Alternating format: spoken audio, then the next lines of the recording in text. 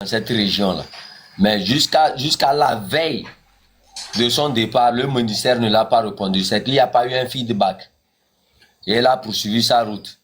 Arrivé là-bas, c'est-à-dire que c'est un préfet qui vient exiger que non, elle devrait avoir une permission avant d'être là.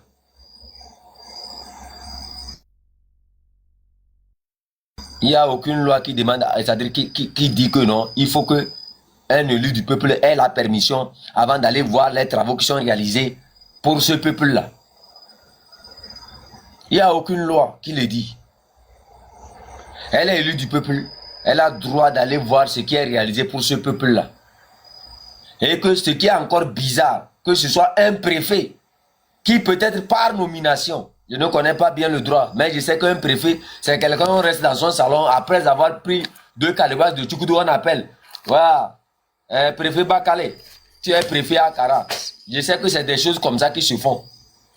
La même chose pour les ministres. On reste dans son salon, on regarde la tête des gens de gauche à droite. Voilà, tu es nommé préfet, tu es nommé ministre. C'est-à-dire que aujourd'hui au Togo, c'est quand même bizarre que des nominations puissent primer sur des votes, sur des gens qui sont choisis par le peuple. C'est-à-dire, c'est quand même bizarre. Et dans ce rectangle-là, il y a des gens qui croient encore à la démocratie du Parlement. Et ils sont allés concocter comment on appelle ça? Comment ils ont appelé leur truc là même, de la 5e République là? Comment ils ont appelé leur truc ouya là? Constitution, qu'ils ont appelé 5e République. Parlement. Quelqu'un qui n'a pas été élu député devient, boum, du jour au lendemain, PCQ, PCTU, PC bête. Et maintenant, on demande à une élue du peuple, avant d'être là-bas, il fallait une permission du ministère. Entre une élue du peuple et un ministre là, qui doit primer sur l'autre. Le peuple choisit quelqu'un et un individu qui, après avoir baisé 4-5 matrices dans son salon, choisit quelqu'un. Et cette personne-là, c'est-à-dire, met en difficulté une élue du peuple, c'est-à-dire, et ce qui est bizarre, elle a notifié, je vous avais dit ici que un homme normal qui prend la voiture de Lomé à 5 cassés, c'est très bien que le Togo là, le Togo c'est pas bon. C'est-à-dire c'est carrément un taudis. Ce n'est même pas une république. Vous allez arriver quelque part, la fois passée j'ai vu Essodon là, toi avec ta grosse tête, tes oreilles comme les oreilles de ton père là. Hein? Je l'ai vu, il a publié que voie de contournement. Je vous annonce que cette voie, ça fait combien de... Ça fait 2 ans qu'ils sont en train de réaliser le truc là. Depuis Sokodé, même quand vous venez Sokodé, Soutoubois, c'est la même chose. Ils font ici Chokolo, ils vont faire là-bas Chokolo, ils vont faire là-bas Chokolo. Rien, rien. Quand un homme normal, qui est normal, hein, je ne parle pas des fous là, qui sont dans l'ANC, et ceux qui veulent suivre l'ANC là. Vous me comprenez, c'est des hommes qui ne sont pas normaux pour moi. Un homme normal qui travaille de Lomé à 5 ans, sait déjà très bien que le pays là, ça ne va pas. Ne vous foutez pas de notre gueule. Ne vous foutez pas de notre gueule. Vous êtes là-bas seulement pour vos postes. Vous voulez juste manger. Vous ne faites pas ce combat-là pour le peuple. Le peuple se lève et ils sont dans leur salon. Vous restez là, vous mangez matin, midi, soir. Vous ne faites rien pour ce peuple. Rien. Vous ne faites rien pour ce peuple-là. Après, on réunit 2 bouteilles de sodabi dans un salon et les gens vont se regrouper là-bas. On danse matin, midi, soir et chacun s'en va chez lui. Vous ne faites rien pour ce peuple. Seuls les hypocrites ne peuvent pas vous affronter.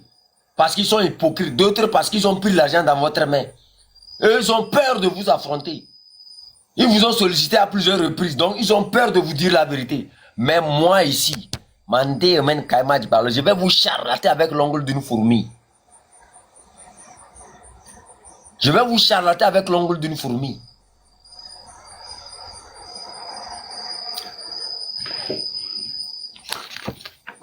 On prend, c'est-à-dire de l'argent du peuple. On fait des prêts au nom d'un peuple. On dit on va vous donner de l'eau potable. pour construire un barrage. L'argent est volé. Une élue du peuple se déplace pour aller voir ce qui se passe là-bas. On l'empêche d'aller voir les travaux qui sont réalisés. On dit non, la zone est remplie de terreau. Et pourtant, les mesures ont été prises que non, c'est pour la sécurité. Donc, ce qui veut dire que depuis des années, les mesures que vous avez prises là, en fait, je vous ai dit ici une fois que il n'y a pas de terreau à Dapan comme dans les zones mango et autres là. Il n'y en a pas. J'avais dit ça sur un live ici. Fort Gnassingbé est un commerçant d'armes. Vous me comprenez? Je vais vous dire ça encore une fois ici. Il n'y a jamais de terreau dans cette zone-là. Ceux qui tuent les gens là-bas sont bien connus de Fort Gnassingbé. C'est lui qui alimente leur base. Le Togo est un commerçant d'armes. Que ce soit dans la fabrication, c'est-à-dire même les usines. Ils ont des usines où ils fabriquent ça. Le pouvoir de Fort Gnassingbé et de son père sont des commerçants d'armes. Si vous voulez tapoter, ils sont en train de signaler. Vous voyez ce que j'ai dit? Tapotez le live là, tapotez-moi le live là rapidement. Tapotez le live. Le pouvoir de Fort Gnassingbé est un pouvoir, ce sont des commerçants d'armes depuis la nuit des temps. Les terreaux qui sont à Mango comme à Dapaon là, c'est Fort Gnassingbé qui les fournit les armes. Quand vous prenez le temps de Blaise Compaoré, quand les terreaux quittaient le Mali pour venir chez Blaise Compaoré et prendre leur stock là, leur stock venait d'où? Ça venait du Togo. Et c'est ce commerce là que Fort Gnassingbé est en train encore de faire au niveau de là où il appelle cette zone là les terreaux. Vous savez, le blocus qu'ils sont en train d'installer à Mango comme à Dapaon, ce n'est pas contre les terreaux. C'est contre le peuple qui veut vouloir se battre. C'est ce même blocus-là qui veulent étendre aussi à Sokodé. En disant qu'ils ont découvert des caches d'armes dans Malfa, Kassa, 94 ou bien Koué. Ils ont trouvé des caches. C'est faux! Tous ces gens qui sont considérés comme étant des terreaux qui menacent la vie des citoyens dans cette région sont bien connus de ce régime. Les soldats qui tombent là, je vais vous dire, ils s'en foutent carrément de vous. C'est de la pagaille. Les minerais d'or qui sont exploités là-bas vont où? Ils exploitent les minerais de... Il y a un autre là, ils ont une exploitation là-bas, que c'est les Turcs ou bien qui font ça. Pourquoi ils le font? C'est parce que ils disent que non, la zone là est attaquée par les terreaux. Comme ça, la population est bloquée. La population est bloquée, elle ne veut pas revendiquer. Pourquoi vous exploitez notre terre et on n'a rien? Tout ce qui est exploité dans cette région-là, c'est-à-dire c'est une mafia qui contrôle tout. Il n'y a pas de terreau dans cette zone. Tous ceux qui sont dans cette zone-là, qui massacrent nos frères militaires, qui sont bêtes et qui tuent bêtement, là, je vais vous dire, tous ces gens qui viennent attaquer vos camps là-bas sont bien connus de Fort Gnassingbé. Ils travaillent pour Fort Gnassingbé. C'est une compagnie. Ils sont là pour ça. Sans vous massacrer, on ne peut pas justifier le fait de vous piller. On vous massacre pour vous piller. On vous massacre. C'est comme, je vais vous expliquer ça d'une manière très simple. Vous savez, si on vous vendait seulement la caméra, seulement vous n'allez pas payer. Si quelqu'un vient vous vendre une caméra seulement, que prenez ça pour sécuriser votre maison, vous n'allez pas payer. Mais quand les voleurs viennent chez vous, ils volent. C'est en ce moment que vous voyez le danger. C'est quand vous voyez le danger que vous pouvez accepter payer une caméra. Et c'est cette loi-là qui vous applique là-bas. C'est très simple. On envoie 2-4 personnes qui viennent massacrer des gens dans un camp militaire. C'est eux qui donnent les coordonnées de ce camp militaire-là. Et ils viennent vous massacrer. Et derrière, c'est une entreprise. Leur poursuite, c'est le gain. Ce n'est pas vous n'êtes que des éléments dans le labyrinthe qui est joué. Vous pensez que non, vous êtes en sécurité alors que c'est eux qui ont donné votre position. Et quand on attaque ces camps-là, il y a des caches d'armes que vous-même vous n'avez pas dans votre main. On dit ça, c'est pour ce camp-là. On met ça là-bas, on fait croire que non, c'est pour votre camp. Mais au même moment, on donne vos coordonnées quelque part. Ils viennent vous attaquer. Ils viennent vous tuer et ils ramassent les armes là, ils s'en vont. C'est un commerce. Ce ne sont pas des armes qui sont perdues. Ce ne sont pas des soldats qui n'ont pas été capables d'affronter. C'est parce que les mêmes personnes qui vous ont placé là-bas sont aussi maîtres de ceux qui viennent vous attaquer pour alimenter leur commerce. Vous n'êtes que des éléments pour contribuer à ce commerce-là. J'ai dit, il n'y a pas d'état d'urgence à Mango comme à Dapaon. C'est un commerce que Fort Yassimbe est en train de faire là-bas. Il a investi dans plus. Ils ont des entreprises qui fabriquent des armes. Ils ont des investissements là-bas. Même au temps de Blaise Compaoré, il faisait ce commerce-là. Son père le faisait. C'est juteux. C'est juteux plutôt. C'est tellement juteux à tel point que vous, votre vie ne vaut rien. Et seuls les militaires qui se connaissent, qui savent, je vais vous dire, beaucoup de vos officiers sont au courant. Sinon, demandez-vous pourquoi le matériel que vous utilisez là-bas n'est pas performant. Et que ce que les terreurs viennent voler, c'est plus performant que ce que vous utilisez. Ils connaissent vos positions. Ils savent à quelle heure ils vont venir frapper. Je vous ai toujours dit ça ici. Vous n'êtes que des jeux. Vous n'êtes que des jeux pour, c'est-à-dire comprendre pour faire des omelettes. Le jour où vous allez vous réveiller avec ce peuple-là, vous verrez, la question des terreurs en haut du Togo là sera résolue. Et la question des terreurs qui transportent pour amener vers ce Toubois et Sokodé aujourd'hui, c'est faux. Tous ces jeux-là, tous ces armes qu'ils ont montrées la fois passée, c'est des images qu'une fois on a déjà vu quelque part. Moi, quand je vois quelque chose, je sais déjà que ça là, ça a été utilisé à tel endroit. Il y a vraiment une ressemblance à presque toutes les armes. Quand on arrête des braqueurs qu'on nous montre à la télévision là. Observez bien les images qu'ils ont publiées là. Vous allez voir. Et essayez de comparer ça aux anciennes images que vous avez déjà vues. Vous allez voir que les mêmes armes que ces gens-là vous ont présentées sont celles que la plupart du temps on arrête des gens disant telle personne, telle personne, telle personne, telle personne. Il n'y a aucun problème à Sokodé. Ce qu'il y a à Sokodé, c'est que la ville va se réveiller bientôt. Ce qu'il y a à Sokodé, c'est que Sokodé veut commencer. C'est-à-dire il y a des gens à Sokodé qui ne sont pas encore d'accord. C'est-à-dire il y a un peuple à Sokodé qui n'est pas d'accord avec la mauvaise gouvernance. Il y a un peuple qui veut se soulever. Il y a un peuple qui veut se battre. Voilà pourquoi on vous impose ça là-bas. Ils vont faire comme ça et là, boum, état d'urgence sur Sokodé. On bloque tout mouvement. Et là, les images, protocole, vous avez vu les images que je vous ai partagées aujourd'hui dans le groupe. C'est ce qui s'est passé en 2017. J'ai plein d'images encore, plus que ça encore. J'ai assez d'images, plus que les massacres sur...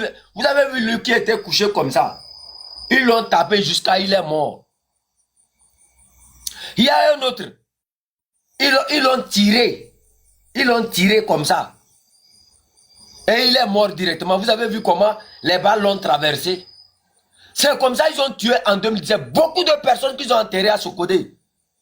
D'autres, jusqu'alors, on ne les a pas retrouvés. Il y avait un enseignant dans le temps.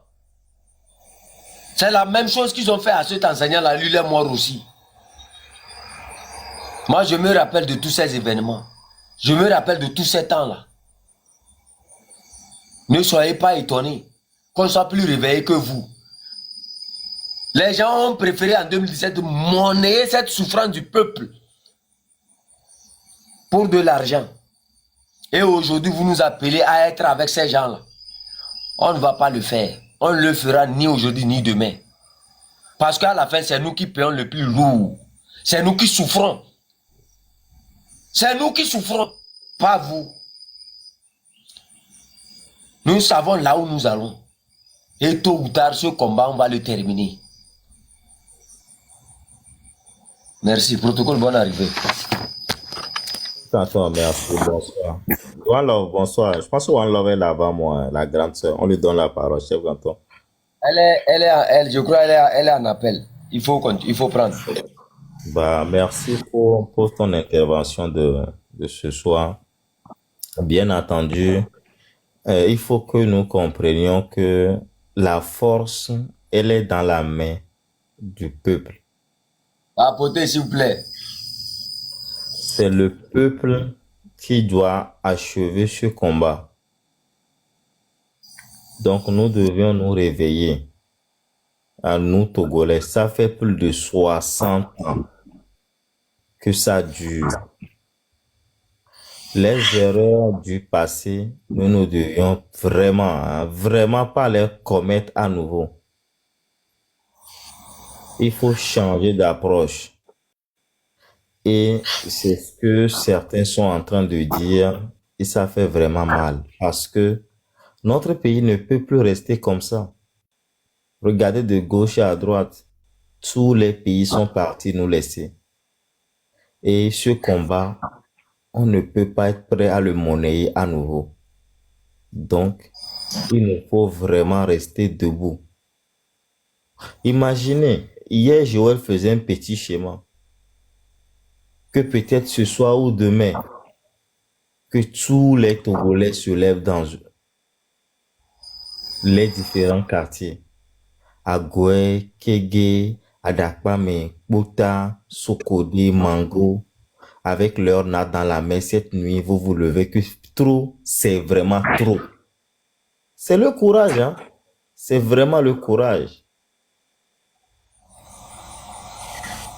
Il y a une maman qui m'a appelé ce matin en disant que le Togo c'est tellement dur pour eux, que le jus qu'elle fait pour vendre, ça ne marche plus parce que tu mets les trucs dans le congélo, tantôt il y a des lestages, tantôt il y a des lestages et rien ne marche.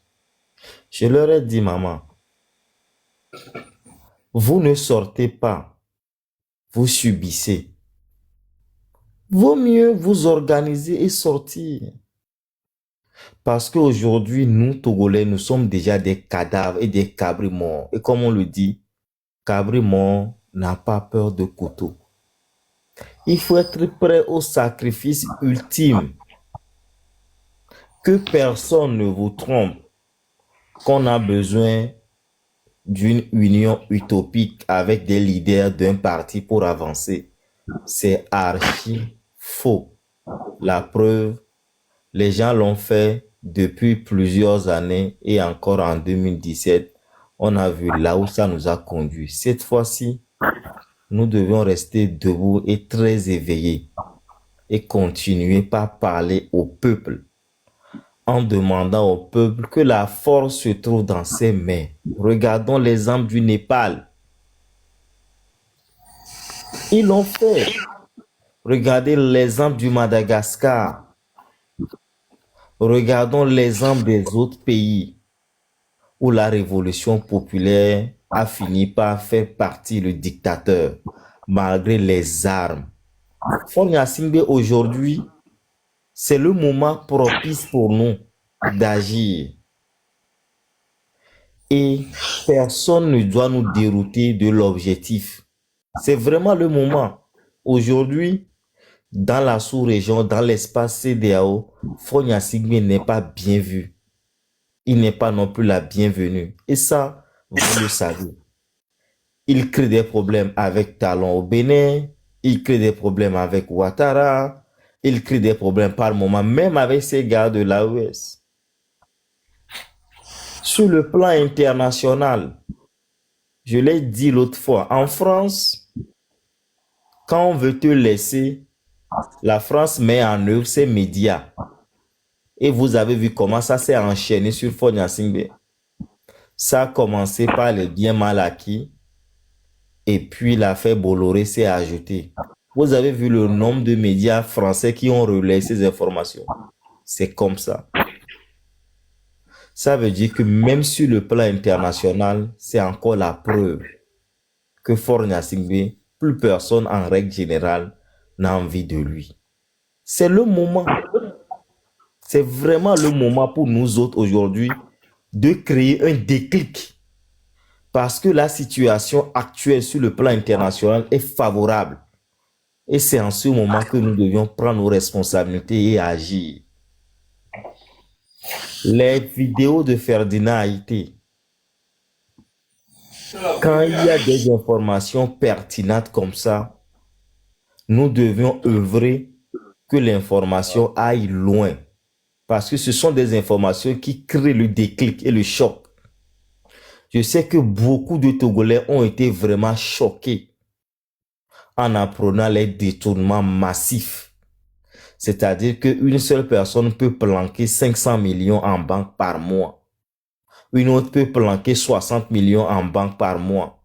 Une autre peut planquer 90 millions en banque par mois.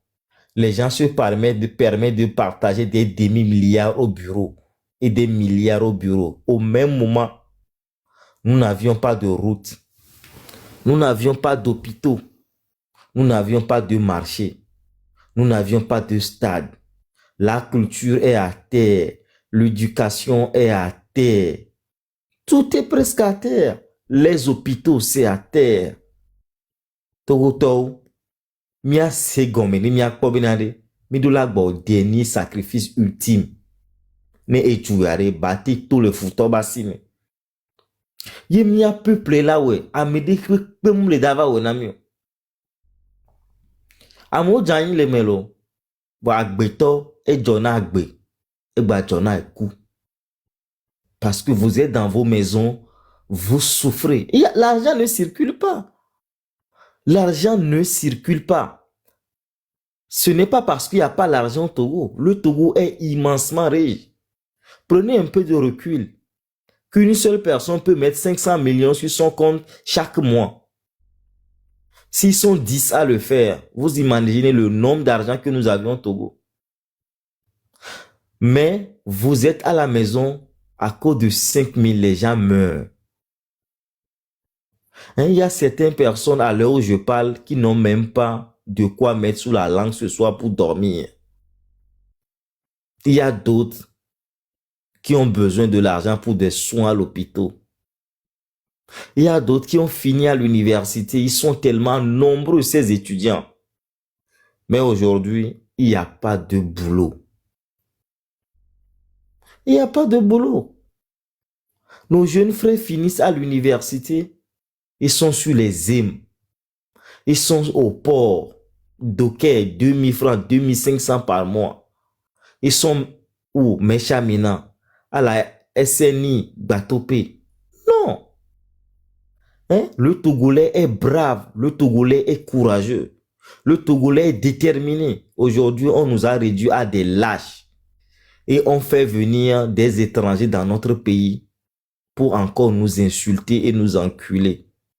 Donc, comprenions que nous devons dire non à ces genres de choses nous-mêmes, nous organiser et nous lever en grand nombre. C'est ce qui manque. C'est ce qui manque. Ce qui s'est passé le 6 juin, si on avait maintenu le cap et on a continué, la lutte serait déjà achevée. Oui, chef canton. Ouais, on va faire rapidement quitter et rejoindre notre soeur. Elle est en live. Donc, Miato, actuellement, le contexte sous-régional, le contexte international nous est favorable. Et c'est le moment. Je sais qu'il y a des acteurs sur le terrain qui travaillent.